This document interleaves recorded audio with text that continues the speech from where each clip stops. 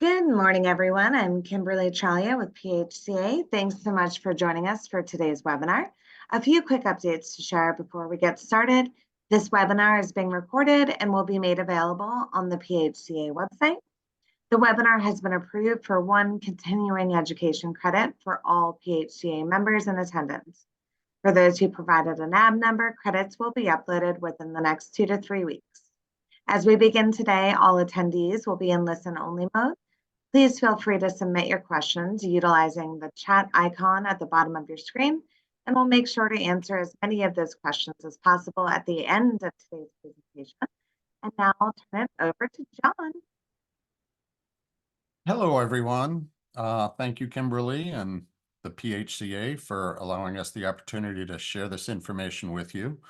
I hope that you find our information timely and informative.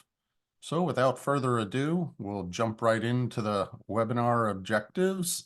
And today our objectives are to discover why an ineffective and underfunded compliance program is riskier than ever. We hope that you learn why HIPAA, PCI, and FTC compliance is not just the responsibility of the IT department. We hope that you learn the risks that are present for administrators and C-suite executives and what you can do about those risks today. And finally, why a fundamental approach to security and compliance can improve employee morale, employee retention, reduce costs, and let you sleep better at night. So without further ado, I'll give you a little bit of background about why I'm here and why I hope that you can trust my expertise. So basically, I began leading finance and IT departments in 1984. I have financial experience in small, medium, and international firms. Since 2001, I turned my attention to providing technical IT solutions tailored to SNF facilities. Through my tenure in this industry, I've personally witnessed the consequences of preventable issues, including the closure of both single facility and large chain entities. Watching these events has provided me with a hands-on and in-depth understanding of the role of security and compliance. My close relationship with administrators and CFOs has been a guiding force in understanding the risks involved for both the facility itself and its management team. These experiences are what drove me to focus on security and compliance to protect facilities from avoidable risks. In 2010, Skilled Cyber began assisting our pharmaceutical supply chain clients with third-party security audits. These generally originated with their big pharma customers requiring them to ever increase the level of cybersecurity and operational complexity. In 2022, Skilled Cyber became part of the 1% of IT firms in the nation to be third-party audited. We originally thought we were pretty tight, but after our first full penetration test, we learned we could do a lot better. Today, we practice internally what we teach here and in the industry. With over 50 members on our cybersecurity team, we have the leading cybersecurity minds on hand to continuously improve our cyber defense strategies as the landscape changes. We teach our clients how to improve their cybersecurity at the same time. As I'm sure you're all aware, compliance is not a destination. It's an ever-evolving journey with new challenges emerging constantly. We use this expertise and experience to secure and inform skilled nursing and assisted living facilities, and that's why I'm here with you today. So let's look at some quick reference data. In 2022, 44 million people had their personal information compromised. In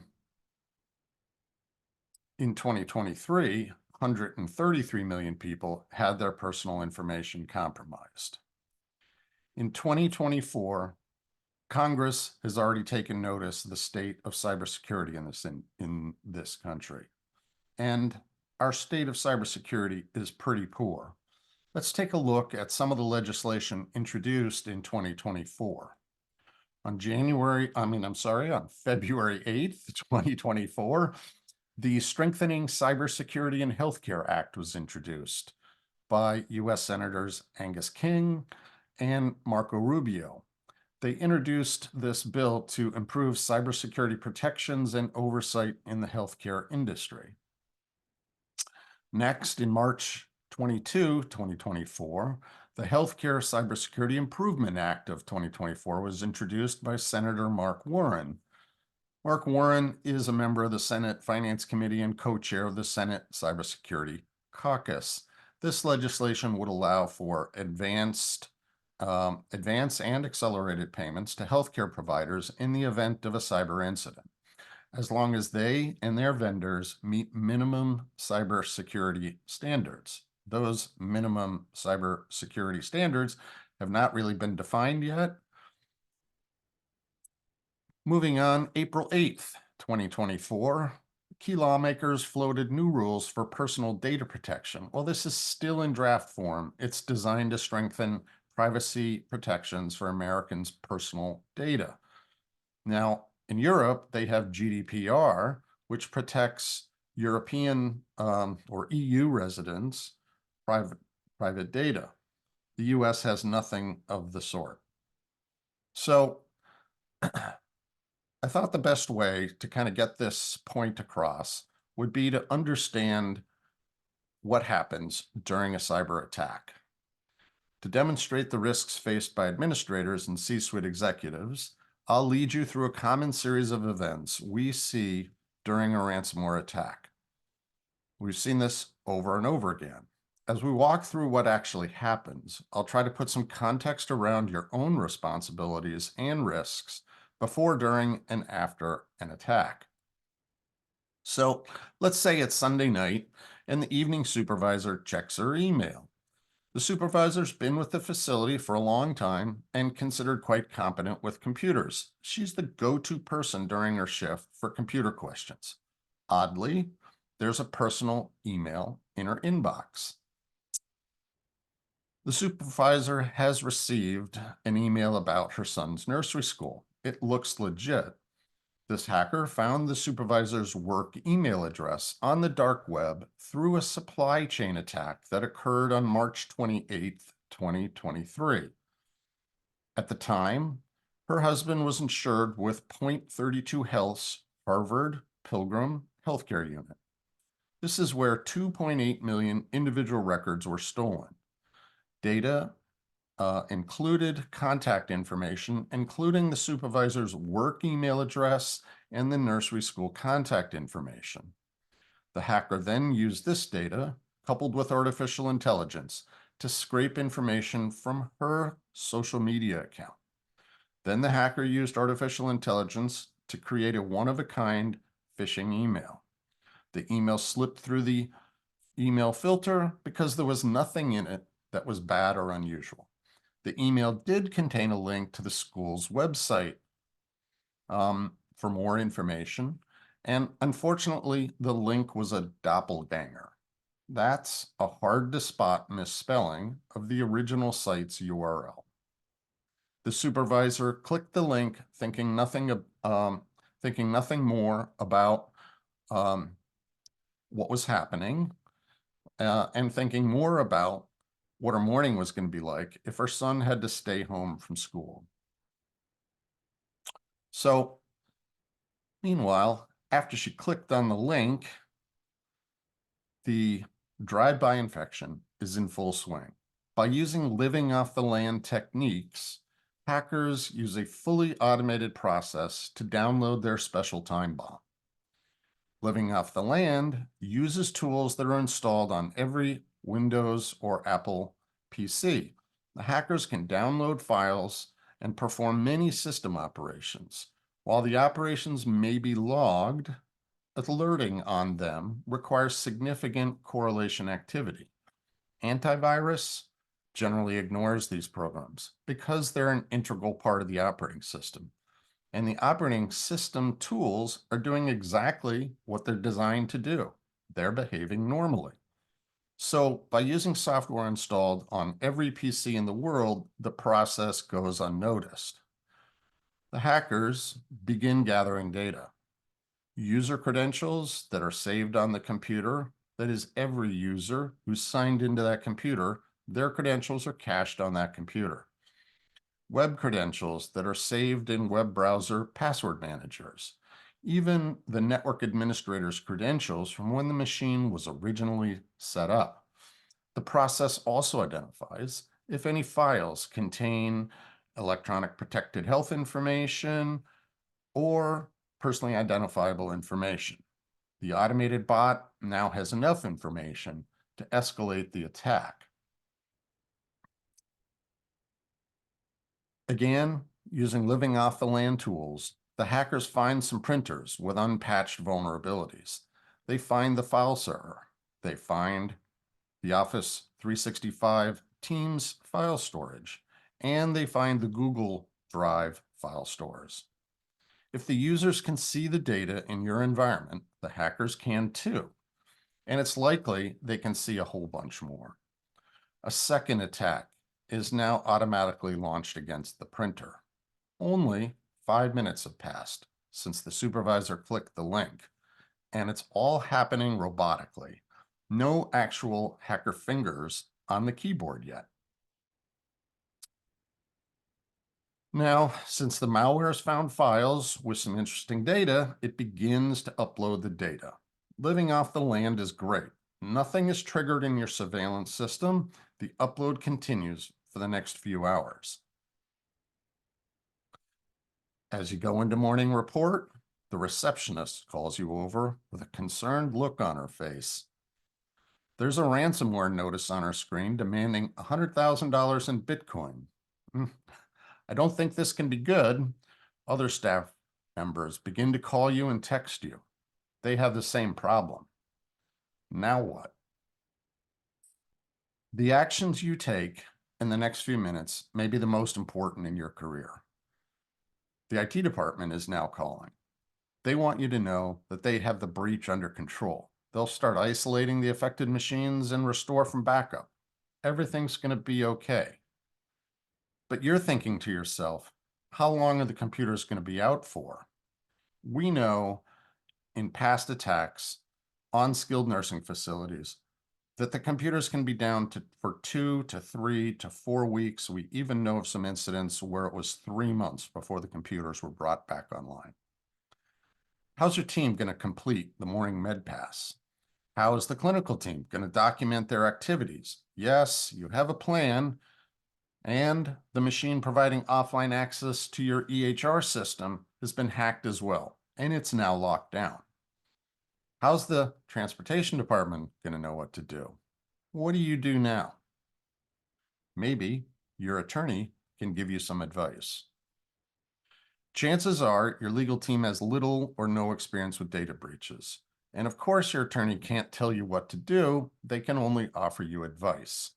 Their suggestion is usually to call the insurance company. This call can go a couple of different ways. The broker could say, well, you don't have cyber insurance coverage, so we can't help you. I hope this is not you, because this little problem is going to get quite expensive. The average breach costs over $1 million to remediate. Or your broker could say, yes, good thing you bought that cyber policy last year. Let me get a claim started for you. The broker tells you that the insurer will have their incident response team give you a call. And the broker adds, don't touch anything on your network till you hear from them. Your thoughts drop back to the IT team trying to save you. Should you stop them? Also, the insurance broker says he'll need a case number from the police to complete the claim request. So now you must report the incident to the police, which will then create a trail and cause you to report to state or federal agencies. You give a quick call to the IT team. Hang on, stop everything. We have to wait for the insurance guys. The IT team starts to protest before you hang up. Whether you're an administrator, a CEO, a a CFO, or another executive in the organization, you should recognize that cybersecurity is not something that IT solely handles because all elements of the business are at risk. According to Cybersecurity Ventures, a leading cyber researcher, up to 60% of small companies go out of business or change hands within 6 months of falling victim to a data breach. It may be easy to see why. Administrators will be dealing with keeping the building operating. CEOs will be dealing with the press, team productivity, legal fallout. CFOs will be dealing with insurance coverage, cash flow issues, vendor and investor relations. And DNSs will be dealing with staff productivity, resident family inquiries. Even if you have a communications person, the DNS will be on the front lines of that communication. You could be dealing with this issue for days, weeks, or even years as financial and reputational damage linger on. So you make the call to the police department. The local police department doesn't have the resources, and they direct you to call the state cybercrime division. So you just start talking to them, and the phone goes dead. What the heck? You can hear your receptionist start to go nuts. The DNS bolts from her office. What's going on? I was talking to a resident's family. Well, if you think like a hacker, you would put some pressure on your victim. Your hackers got into the phone system through the hack of that unpatched printer. Then they erased your phone system. No phones now. Lateral spread of the attackers is now in full swing. You call the state cyber division back on your cell. You answer a litany of questions from them and get the case number. They suggest you file with the local FBI field office due to the probability of international involvement. Just remember, paying the ransom is illegal in the US. You might be thinking, great, what's next? Well, your receptionist barges into your office. A TV crew is coming through the front door. You might think, how the heck do they know so quickly? Staff member put up a social media post about what's happening in the building, and the media immediately caught wind of it. Who's going to talk to them? What are they going to say? What are you allowed to say at this point? Is this IT's problem or yours? So IT calls you, the backups aren't any good, the hackers have destroyed them. This is a super common scenario. The hackers need to force you to pay the ransom. Even if you have good backups, 80% of the time, a restore from backup just allows you to get rehacked. You need the forensic analysis of a breach, even with a simple business email compromise, to determine what vulnerability allowed the breach. Then you need testing to identify that the vulnerability is actually present, and again, to prove that the fix worked. Next, you get the call from the incident response team from the insurance company. And of course, you take their call. The good news is they'll be able to help you. It won't cost you anything. It's covered by insurance. That reputational damage that's being done to your facility right now, that's not covered by insurance. The bad news, if there could be anything worse than what's happening already, they're pretty busy, they're short-staffed, and they won't be there for 4 more days. The incident response team wants the machines left on so that they can collect important memory resident forensic evidence. This is just one element of the evidence that's needed for the insurance company to pay your claim. An interesting fact, in 2021, greater than 50% of cyber insurance claims went unpaid due to technical non-compliance. There's a case in Ohio where an insurance company won a large judgment against the insured for non-compliance with the policy requirements. Now, many of you may not have filled out a cyber insurance renewal, but they ask a lot of detailed questions, and answering them correctly is critical. Did you answer all those questions correctly on your last insurance renewal? It's not even 11 a.m. yet. Your head is spinning. Your staff is going crazy. The residents are starting to get nervous. The shift to manual record keeping is dead in the water, and everything else is a disaster. Transportation, dietary, physical therapy, finance. These groups didn't have a good manual operating plan. So what's happening? You're experiencing the same thing as thousands of companies each year. Your business is in serious jeopardy. The individual stress of the team is skyrocketing. The reputation of your business is rapidly eroding. Hard to find people may actually head for the exit right now. No matter who you are in the organization, you've lost credibility. What's next? You and your team are now going to have to work double time to keep up. Your team will ask you painful questions about your actions prior to the hack. Everyone you know is going to call you for the inside story. And no matter what your position, your reputation has been affected. The endless, why did it happen, is going to haunt you. Even your lowest level employees are affected. The families of residents are affected. The residents themselves are affected. Did you do the right things to avoid this? Or more important, what should you have done to prevent this? Even the largest organizations get hacked. The list is endless. Yet the basic methods to protect or the basic methods to break in have not changed all that much. New delivery methods for malware appear all the time, but the techniques and the tools to hack into computers are widely available and cheap.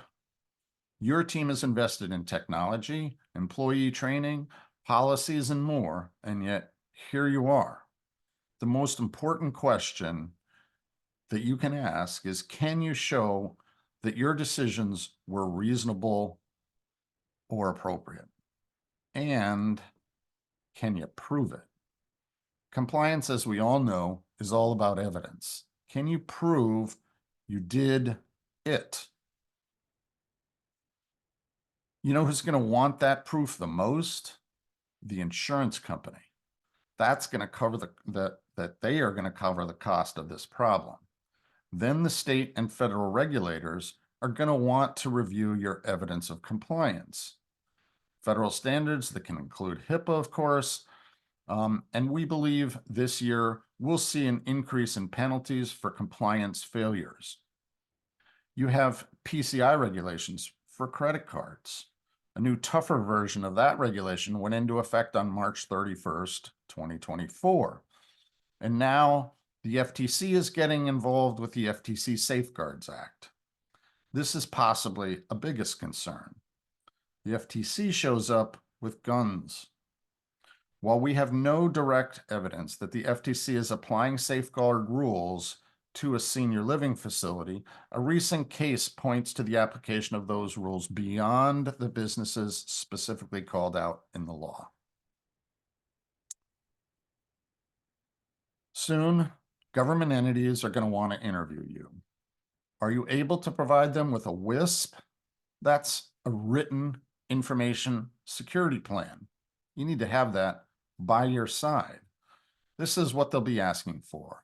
You need to know what it is, and you need to know that it's up to date every month. Now is not the time to figure out how to put one together. A WISP can easily exceed 200 pages and documents all of your IT security risks, your vulnerabilities, the projects you have to address those risks and the vulnerabilities that go with them, and your policies and procedures and loads of other things. You don't want to be putting that together now. So don't worry, the government's here to help. The government has boatloads of regulations to follow. Let's talk about two of them and understand what they really mean for you. So here's a snippet of text from the HIPAA regulation 164.308A. You can read it here. It's full of big words, so let's break this down. You might consider your own role in this process. Conducting here means that you have evidence that you have completed this.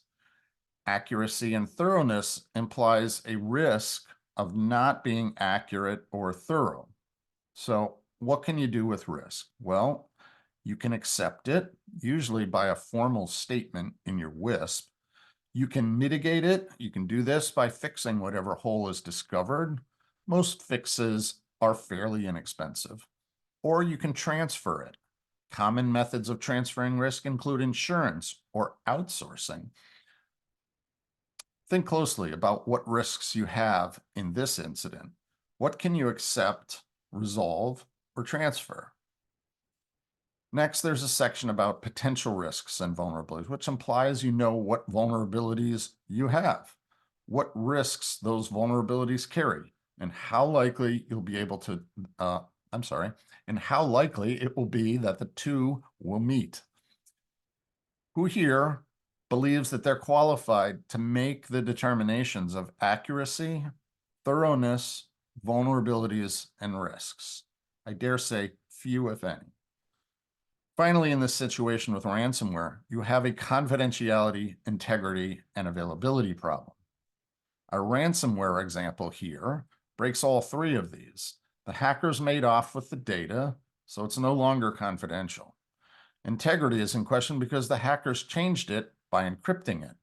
And since the data is encrypted, the data is not available to you. Fail, fail, fail. You're in trouble unless you can prove reasonable and appropriate. Let's look at this a little further. So here's another section of 164.308. This is often cited as a get out of jail free part of the code.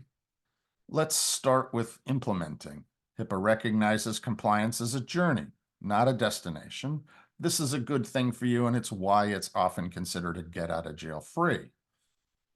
Reasonable may be taken to mean that there is a comparison between choices, and appropriate implies that there's some criteria being used to evaluate your choices.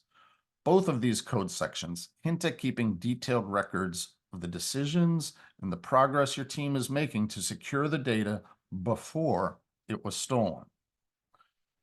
All of these regulations are self-administered, right? There's no federal compliance officer checking on your progress, right? Until you lose control of your data. Then the investigation team shows up. Even if your outsourced solutions are compromised, you could be held responsible for your residents' data being compromised. Here's an example we had from January 2024.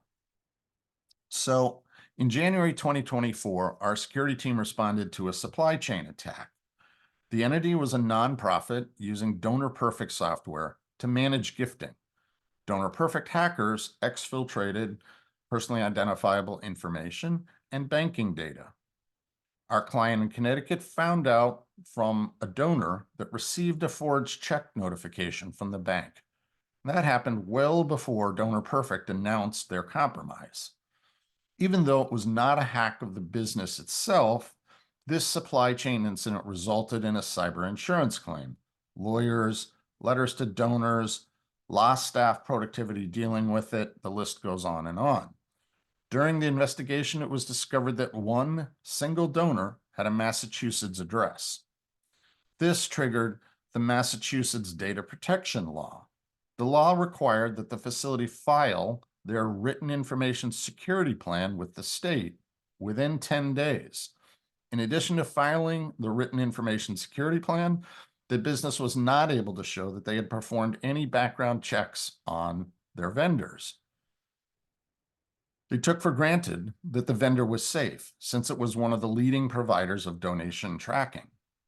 As part of the incident response, the facility began a vendor annual evaluation process to eliminate the potential risk of being found negligent with user data. Does this sound anything like what you do to evaluate your vendors today? It wasn't even them getting hacked. It wasn't even health information that was leaked. It didn't change the fact that the client had to produce the WISP and update their vendor selection process. It's late afternoon. How's it going with your little hack? Well, the media have gotten their story. The bankers and the investors have been reassured. Information has been sent to resident families. The staff has been updated and instructed on information disclosure. The FBI forensics team, they'll be on site tomorrow. Interviews with the FBI forensic team and the staff have been scheduled. The FBI negotiator has begun to negotiate on your behalf to get your data back. The IT department is trying to figure out how to rebuild everything without touching anything. This is an epic Monday that no one should have to deal with. Do you still think cybersecurity is just an IT problem? So how does a facility reduce the risk of this happening on a tight budget? Well, it would be great if you had a portal to keep track of all these things we're talking about. It would be great if you had trained staff to do this for you. But for many, this is a difficult or nearly impossible problem to solve in today's climate. And the hackers know it. So let's talk a little bit about risk itself. You can't eliminate risk. You can reduce it, mitigate it, or transfer it. This is what that is, if you know what your risks are. So let's talk a little bit about HIPAA 164 because it points to the answer. This section of the federal regulations point to two things: regular risk assessments and documenting the process. Now that doesn't sound too hard, but it's more complicated than it looks. So how do you provide evidence during your interview with the police, the state and federal regulators, your investors, and others? With your meetings coming up with the state and federal regulators, evidence is going to be the most important topic.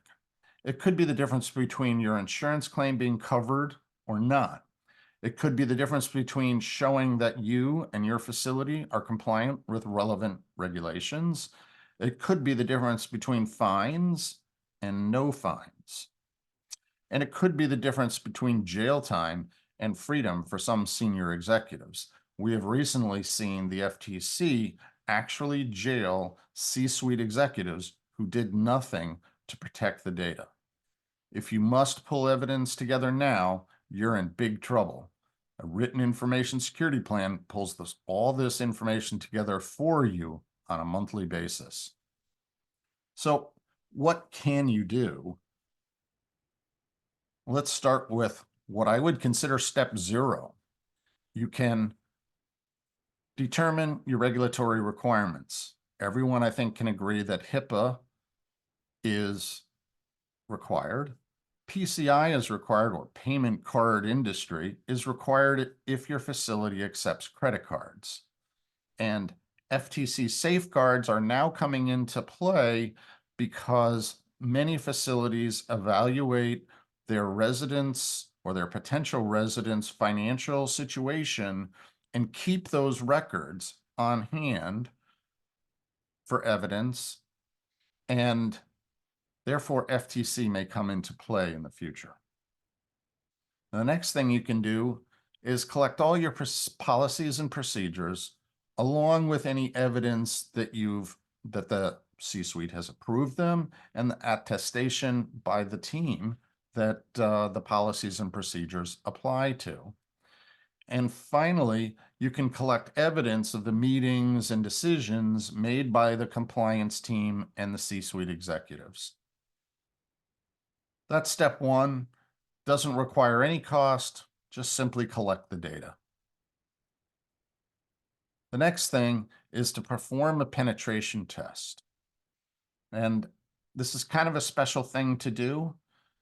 You want someone who is not on your IT team to do this because you never have the fox guard the hen house. So you need to discover what holes are present in your defense. And you need to do that at least annually. And HIPAA hints that you should be doing this on a routine basis, generally quarterly. You want to allow the third party to perform this analysis. And the reason being is that the IT team that you currently have in place is not in a position to provide an independent analysis. You need to understand the difference between a penetration test and vulnerability scanning. And I'm sure that your IT team is currently doing vulnerability scanning, which simply means that they're checking to make sure that patches are applied and basic settings have been changed on your equipment. Where a penetration test goes deeper and looks at what can be done with these vulnerabilities. Some vulnerabilities may seem large, but in fact, little or nothing can be done by a hacker with that vulnerability. And seemingly simple things might lead to your entire network being compromised. You need to attend a debrief of that penetration test. And you need to identify 3 important holes to work on. When we're looking at HIPAA compliance and penetration testing, we want to identify 3 things to look for and to begin to work on to solve. That doesn't mean that you need to solve them immediately. It simply means that you need to note them and begin to have a plan. Maybe you're not going to work on it until December. That may be okay. Finally, you need to document the results, the discussions, and the decisions that were made during the penetration test so that you can show evidence that you've done some simple analysis of what your risks are. The second step is a risk assessment. And a risk assessment is generally a question and answer session that may involve various departments. And typically a C-suite executive such as a CFO or a CIO would be involved in a detailed risk assessment. So it takes about 4 hours to perform a full risk assessment, and it needs to be done annually. You need to analyze the answers and develop a prioritized list of risks. This is very similar to the penetration test, except this is more of a mental exercise versus the penetration test being a configuration or technical analysis. You need to evaluate current spending against the risks. Often we find that reprioritizing spending to limit risk is a better use of dollars, and therefore driving the cost of actually being more secure lower than you had previous. So finally, you need to record all the meetings, decisions, and discussions. The next step is to conduct a cybersecurity tabletop exercise. Now, I'm sure that every facility here has done various tabletop exercises for fires and floods and pandemics. Oh yeah, there was a pandemic, wasn't there? And we are walking you through here a very, very basic tabletop exercise to think about what would happen if a cyber attack actually happened on your facility. They are more common than you think. Plan for a tabletop exercise. So we let everyone in on what's going to happen in the tabletop exercise, and it's no different than the one we discussed here. If you don't have an incident response plan, that is a cyber incident response plan, you should create one while you work through the exercise. Who's going to do what? What are their responsibilities? What are they allowed to say? Who are the contact people? Who's the lawyer? Who's the insurance guy? And on and on. You need to evaluate what went wrong and what went right during your exercise and fix it. Add it to your incident response plan. And then you need to document. You'll notice that's a recurring thing here. Documenting your progress cannot be overemphasized.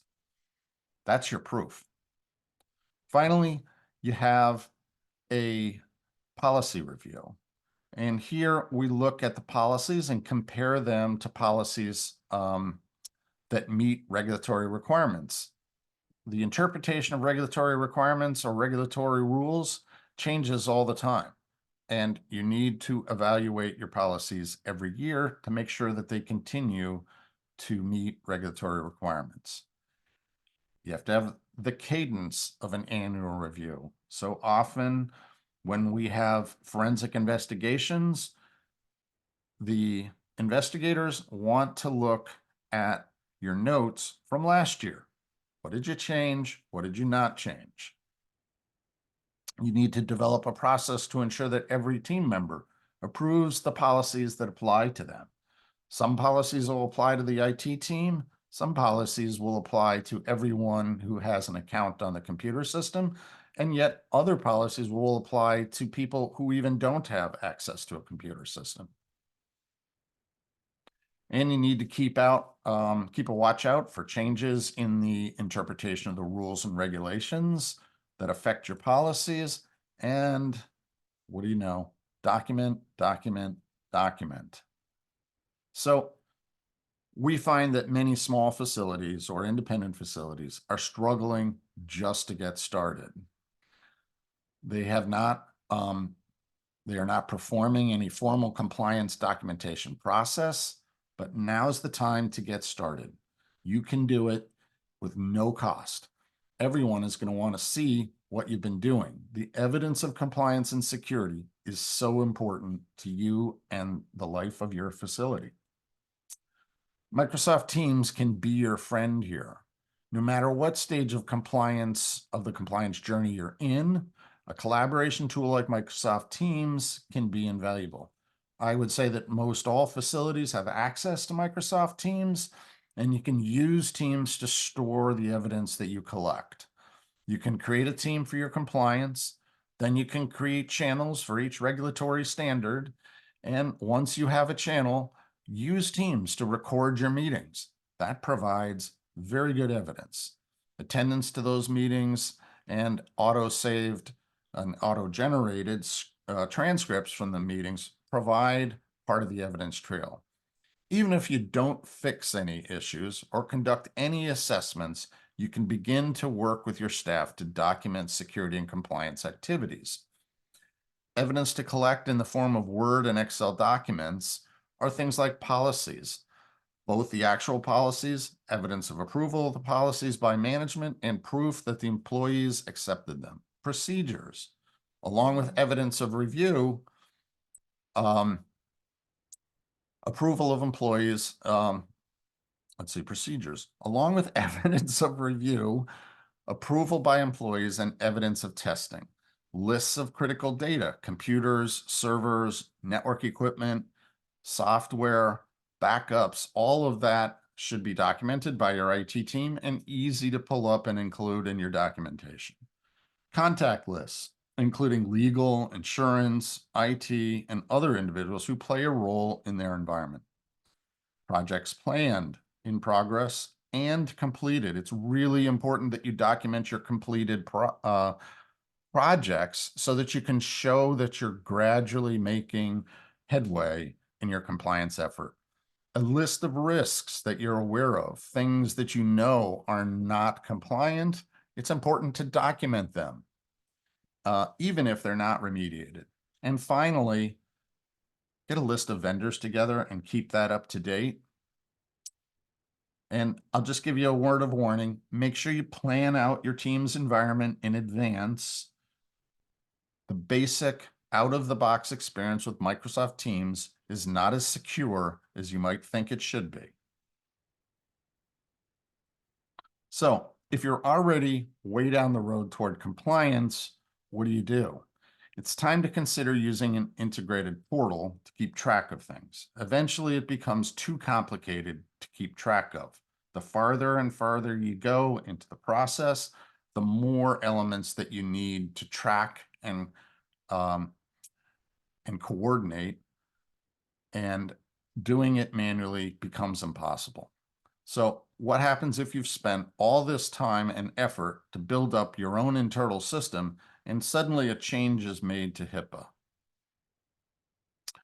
What if that change is minor but requires you to update a policy? Will you know about that change, and will you be able to quickly identify what policy needs to change and how that policy needs to change? Often a portal will provide that information for you with little to no effort. You'll be able to roll the portal out to your users to collect attestation information and approval information for your policies. Many find that it's easier to share that update and maintenance cost using a portal across many users. Finally, you have to integrate all the risk assessments, the policies, and everything else to produce that written information security plan that I've mentioned several times. The portal really should be able to do that.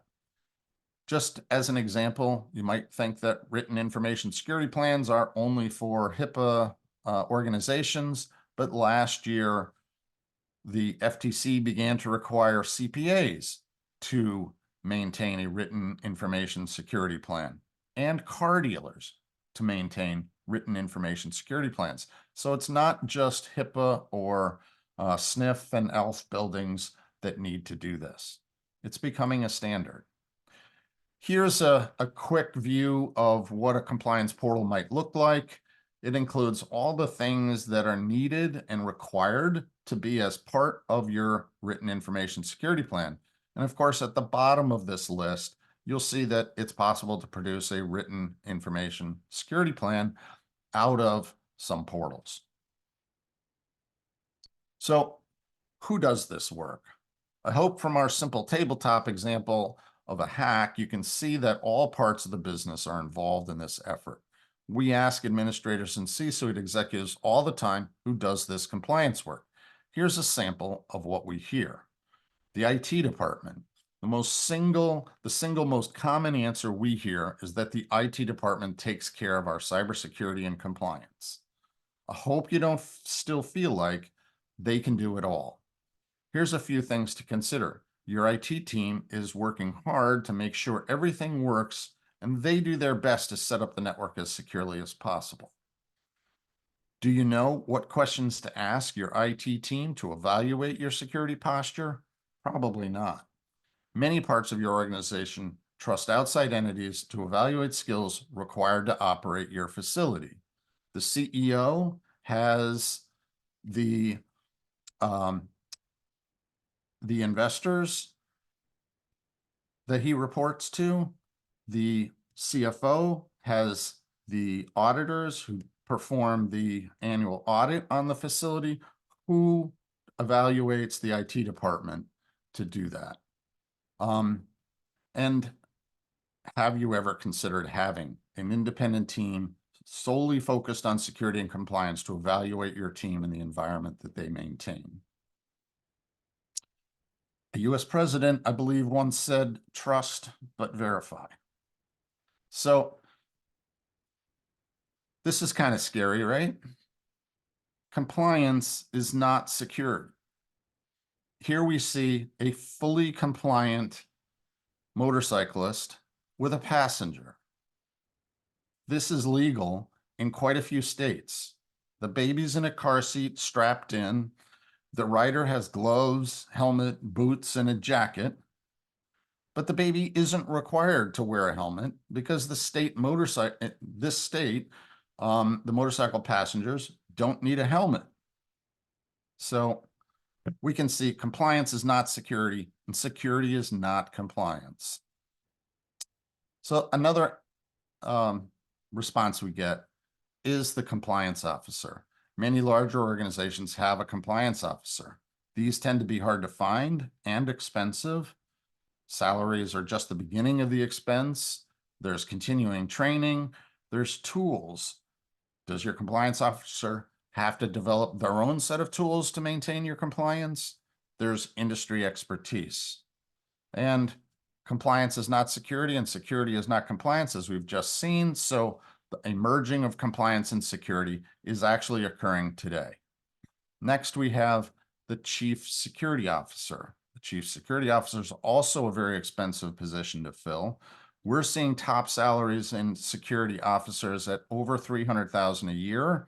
And yet the average tenure of today's chief security officer is less than 2 years.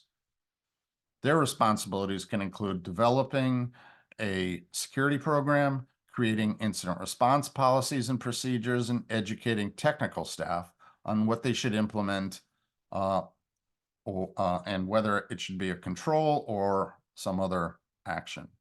And they also do threat monitoring and communicating with senior executives and board members. And a few people are beginning to respond that they have a virtual chief security officer. This is a part-time chief security officer who tends to have their own set of tools that they maintain.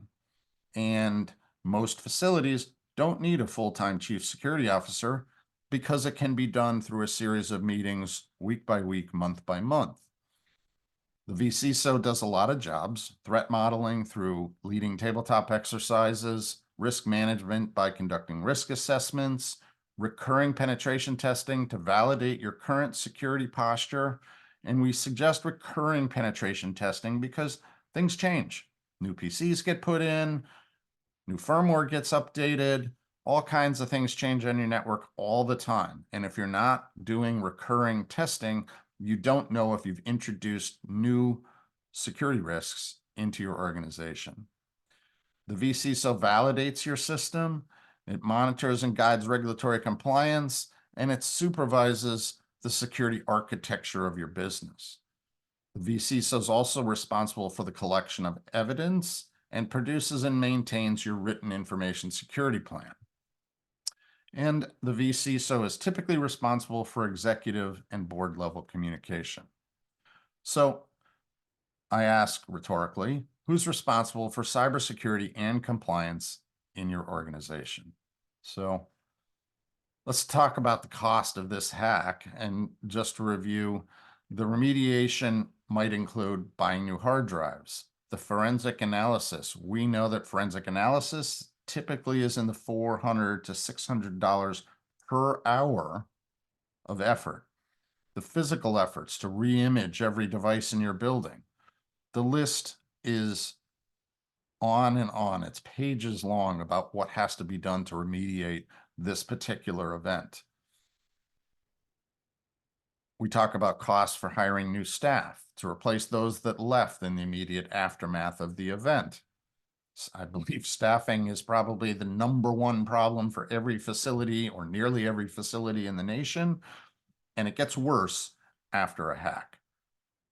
What about your own sanity and the sanity of the staff that stayed with you? The marketing costs to rebuild the trust in your facility. Who's going to knowingly want to enter a facility that's been hacked? And the lost productivity as they work through the disaster. Then you have possible cash flow issues caused by the work interruption. And not all of these costs are covered by insurance. So I hope you have sufficient coverage for an event like this. Cost of prevention, you can get started for free. Using the Teams example, you can start documenting your cybersecurity and compliance efforts easily. You can get third-party penetration tests to find out your current security posture.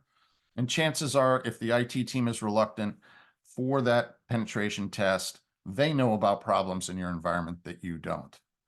Regardless, you should conduct one without their knowledge, simply because a hacker doesn't let your IT team know before they attack. The simple discovery that the test runs at all will tell you a lot about your cybersecurity today. Tabletop exercises can be a good way to get started discussing what you need to focus your planning on. And ultimately, the cost of prevention is less than the cost of remediation. So here's a quick review of the webinar objectives. I hope that we have at least touched on some of these topics today. And that's our presentation. Thanks so much, John. I'm looking at the webinar chat, and I did post a reminder that if anyone has any questions, please submit those there. I'm not seeing any at this moment, but feel free to reach out to John. His email is at the bottom of the screen. And my email is kchalia@phca.org. John, I really appreciate this valuable information today. I hope everyone's able to walk away with some key takeaways. I appreciate everyone's time, and once again, thank you so much. You're welcome. Thank you for your time. Thanks, guys.